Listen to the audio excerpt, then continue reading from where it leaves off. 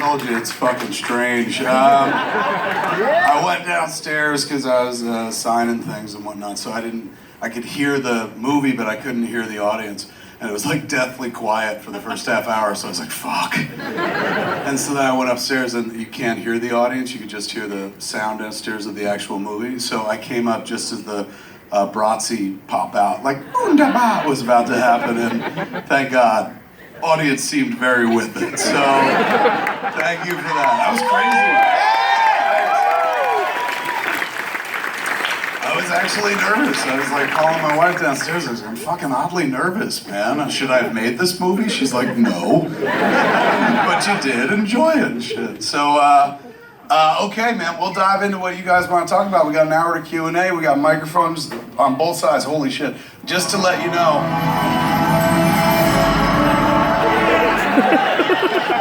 It's happening again. Just to let you know, we got an hour. So honestly, an hour of Q&A with me, if you've never been to one of my Q&As, you're gonna get maybe one question. So I would honestly suggest 2 people line up, the rest of you sit down and enjoy the rest of your evening. I'm never gonna get to you. So first 2, we'll probably get to the rest, kick back, enjoy. We'll jump over here. First, start with you. How are you, sir? What do you want to know? What can I do for you? I got 2 things to know. First of all, great movie. Thank you.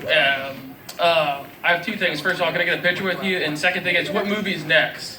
Next up is, Moose Jaws is supposed to happen next, which is the 3rd in this trilogy, which is just Jaws, but with a moose instead of a shark. So we were supposed to start it in May, and our money didn't come together, but now we got a lead on new source of money, so that's looking good and stuff, but it looks like it won't happen until the fall, which is totally cool, because in August I'm going to go shoot another episode of The Flash. I got to direct an episode of The Flash a couple months back, and it just aired like last month. It was 2 before the season finale, and it was such a good time, and oddly enough, I was kind of built for it. Like, generally speaking, I'm not a good shooter, but that I was. They didn't let me write the script, so that meant there was no danger of Flash calling someone a cocksmoker or something like that. So instead, I just wound up directing, and oddly enough, of everything I've done in the last, like, 22 fucking years, that's the thing that people have liked the most overall. Like, oh my God, good job. Even since the early days when they really liked me and stuff. So it was a strange experience and wonderful, and I owe it to Jay Mewes. Jason Mewes was the guy that turned me on to that show, which got me on to that show in the first place, just as a fan, just watching it, because he's a fan of all those Berlanti shows. He loves Flash, he loves Arrow, he loves now Legends of Tomorrow and stuff like that. So he's been watching CW for years. Jason Mewes, the world's biggest CW fan. Like, their demographic is 12-year-old girls and Jay Mewes. So for years he was like, you gotta watch fucking Arrow, man, it's awesome, they're doing Arrow, it's just like fucking Green Arrow, but it's just Arrow and shit. And he'd pull out this iPad, that's what he always has with him and shit, slung like a gunslinger. And he showed me a clip of Arrow. And it was a scene where Stephen Amell has no shirt on and he's doing the salmon ladder thing. And so I was like, wow, he's very sexy. Then he showed me another clip and Stephen Amell was shooting a bow and arrow with no shirt on. Then he showed me a 3rd clip, also fucking shirtless. So I was just like, dude, I think you like this show for reasons you don't understand. And I started calling CW the Shirtless Boy Network and shit like that. So he was like, you gotta watch it, guys. I said, no, sorry, you watch it. And then they introduced Flash. He's like, you have to fucking watch it now. Flash is on it. You love Flash. And I was like, I watched the live action Flash show in the 90s. I'm good. I've seen it and shit. And then one night he called me up the night on the show, if you don't watch the show, it was season 2, probably episode 2 or 3, when they introduced at the tail end of the episode King Shark, which is one of the lamest comic book villains of all time. For those that don't know this world, it's just a shark with pants. That's it. Walks on land, can bite your fucking head off and stuff. Works on the comic book page, but you would never try it in the real world. There'd be no point in shit. But they did on Flash, and I know that because fucking Jason called me up screaming one night, the night that it was on. I saw his message on the phone, his name came up on the phone, and he never calls. Like, Jason he lives around the block from me, so he just pops by. He's like Kramer, so he never really calls. So when I see his name, I'm like, fuck, something must be wrong or something like that with the kid or his wife and stuff. So I answered the phone, I was like, what's up? And he goes, turn on the TV fucking right now, turn on the TV, hurry. And the last time he called and said those exact same fucking words was September 11th, 2001. So I fucking was like, oh my God, is it happening again? You know?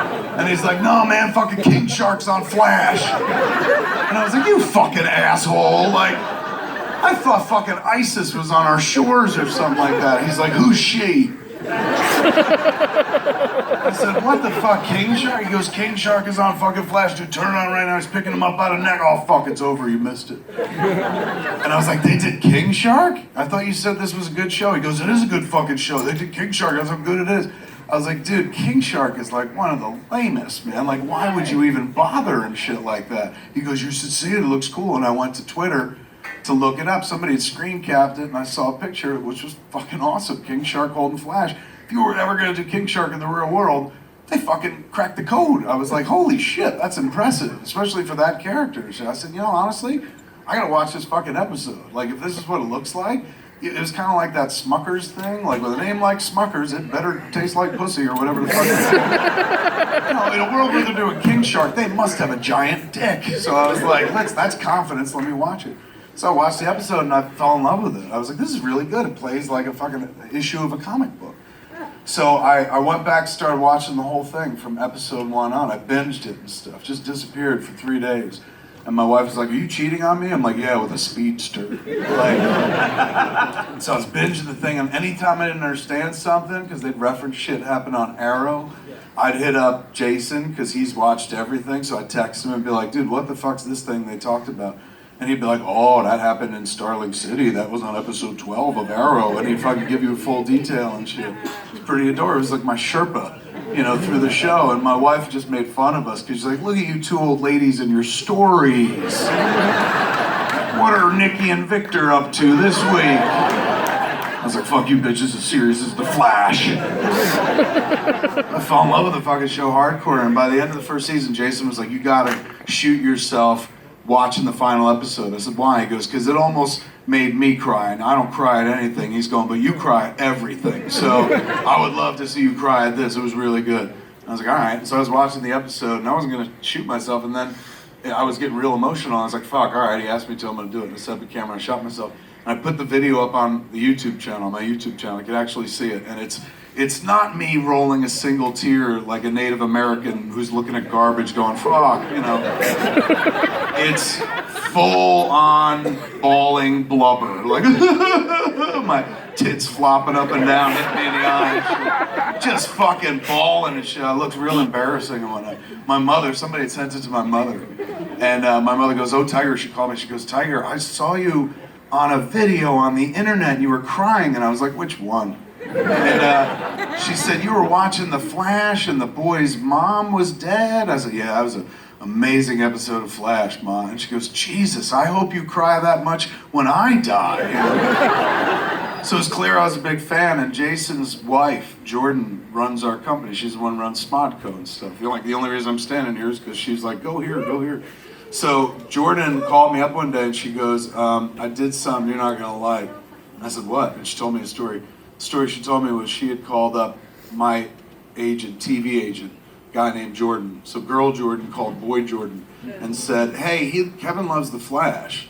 Why don't you call up The Flash show and see if they'll let him direct an episode? Because he's been known to direct from time to time, and every once in a while, good. So see if they'll let him do it and shit. And so boy Jordan called up Flash and was like, you guys know Kevin Smith? They're like, yeah, Dogma. I said, would you ever let him do an episode of the show? They're like, yeah, oh my God, totally. And it was that fucking simple. So Jordan called me up to be like, I called up, boy Jordan told him to call the Flash, see if they'd let you direct an episode. And I was like, why the fuck would you do that?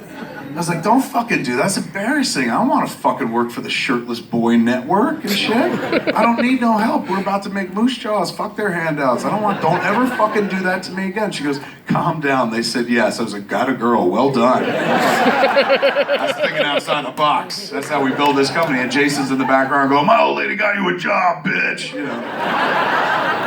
So I said, put him on the phone. He goes, I'm going with you. And I was like, dude, I just found out I got the job. I don't think I could call them up and be like, you gotta hire the other guy too, or a fucking package deal or something like that. I was like, I just found out I'm getting the gig myself. He goes, I don't need to be in it. He's going, you just bring me up there. I just want to go with you. I could be your assistant. And I was like, you kind of are my assistant. So I brought him with me to Vancouver, and he stayed with me in my room and shit. And they